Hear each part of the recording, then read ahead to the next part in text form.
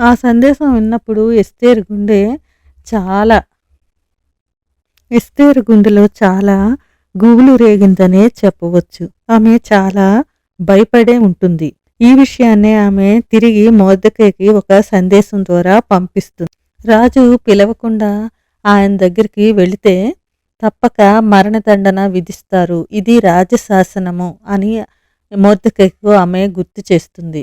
రాజు తన బంగారపు దండాన్ని చూపిస్తే గాని శిక్ష నుండి తప్పించుకోలేము. నేటికి 30 రోజులుగా రాజు తన్ను పిలవలేదని ఎస్తేరు మొర్దెకైకి చెప్తుంది. మొర్దెకై ఎస్తేరుకు ఒక బలమైన సందేశాన్ని తను ఏం చెయ్యాలో ఆ సందేశం ద్వారా తెలియజెప్తాడు.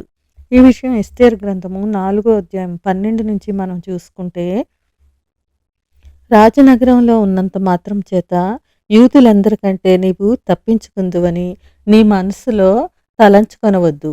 నీవు ఈ సమయమందు ఏమియూ మాటలాడక మౌనంగా ఉన్న ఎడల యూదులకు సహాయము విడుదలయు మరి ఒక దిక్కు నుండి వచ్చును గాని నీవును నీ తండ్రి ఇంటి వారును నశించుదురు. నీవు ఈ సమయమును బట్టి రాజ్యమునకు వచ్చితేమో ఆలోచించుకొనుమని చెప్పుమనెను. ఈ మాటలను బట్టి మొర్దెకై యొక్క విశ్వాసము మనకు గ్రహించవచ్చు. దేవుడు అబ్రహాముకు దావీదుకు చేసిన నిత్య నిబంధనను తప్పక నెరవేరుస్తాడు అని మొర్దెకై ఈ మాటల ద్వారా మనము గ్రహించవచ్చు. అతని విశ్వాసపు లోతులను కూడా మనము తెలుసుకోవచ్చు. ఇప్పుడు ఎస్తేరు తనను తాను నిరూపించుకోవాల్సిన సమయం వచ్చింది. ఆమె ధైర్యంతో చాలా విశ్వాసంతో ఈ మాటలు చెప్తుంది. మొర్దెకైతో నీవు పోయి షూషన్లో ఉన్న యూదులందరినీ సమాజ మందిరమునకు సమకూర్చి నా నిమిత్తము ఉపవాసముండి 3 దినములు అన్నపానములు చేయకుండుడి. నేనును నా పనికత్తెలను కూడా ఉపవాసముంటాము. ప్రవేశించుట న్యాయ వ్యతిరిక్తంగా ఉన్నను నేను రాజునొద్దకు ప్రవేశిస్తాను. నేను నశించెదను అంటుంది. ఆమె తన ప్రాణాలను రాజు ముందు పణంగా పెట్టింది తన జాతివారి కోసము.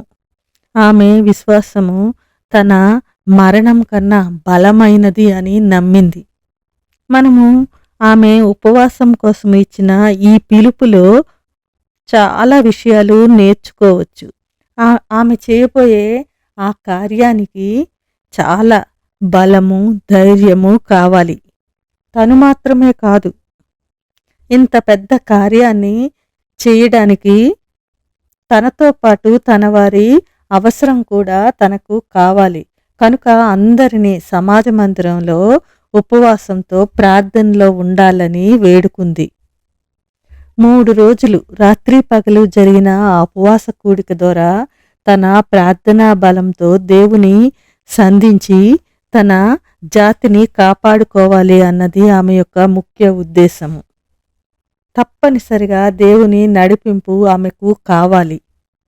ఆ సమయంలో అది అత్యంత అవసరం అనే విషయము ఆమె గ్రహించింది. తన జాతిని తన జనాంగాన్ని రక్షించుకోవడానికి దేవుడు బలహీనమైన తనను వాడుకుంటున్నాడు అనే విషయము ఆమె తెలుసుకుంది.